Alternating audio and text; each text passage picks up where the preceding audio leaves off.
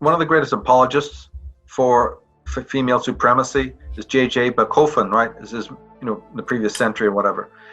And he made a statement, and he said that when civilizations fall, in the moment of their fall, in their declination, they return to what they were at the beginning. Nietzsche said it in other ways. So in other words, whatever society was like in the beginning, in the primordial, that primordial phenomena, right, will return when civilization starts to decay. That's what we're seeing. Because the origin of urban life, as I said, was based on a female model, and females, and that was dictated by female supremacy, their will. Man has been given the delusion that he was the creator. No, he wasn't. Right? Now we're seeing that again. We're seeing all the same effects at the end of civilization that came in the beginning. And this supremacy will be the decline of what we know. But pertaining to what you just said, if you go back to those primordial days, now we can't go back, but you can read the Mircea Eliads and all of the different scholars that I deal with, right? They're telling you that there were no borders. The ethos of the Great Mother is this: I give birth to all the fruit. Some are black, some are orange, some are white, some are, bent double, whatever. But everything that comes out of my womb, all the races, all the people, are my children. So there cannot be any borders. This is the feminine way. And we see that now exactly typified in what's happening with this borderless, multicultural, sludge world that we're living, right? Where any blow-ins can just come in and sup off our tables and say, what you own is mine, what you created is mine, and all the rest of it. But all of this piracy and all of this predation doesn't matter. In the female mind, we're all equal.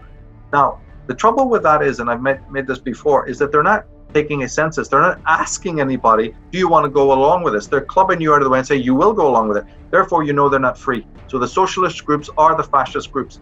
George Soros is not saying, here's what we all believe. I got it from the Frankfurt School. Let me read it to you. And now, hands up, who wants to go with this? Because most Anglo-Saxon white men, the 10% who build the bridges and actually know what the hell it takes to build civilization and lay the infrastructure, will go, no, we're not going for that. And that would tip the balance. Today, they don't ask you.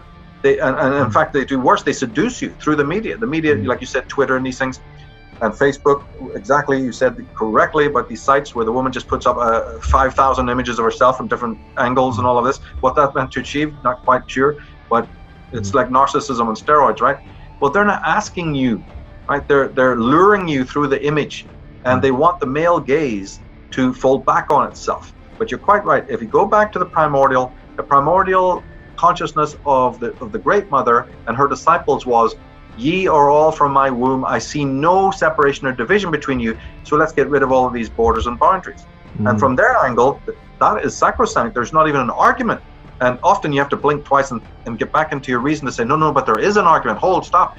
I'm not buying into that because it sounds so nice. And because all of us did indeed come from a womb, there's a tremendous drag factor to believe philosophies like that because of the black hole effect of it. And so to hold back, to hold back from that and awaken from the trance is actually it's quite impossible now. You see men just completely falling down like something. It's like an extraordinary effect where people are just collapsing, when this meme comes into their heads. They just go, holy are thou, and boom, they're gone. There's not even a masculine thread left.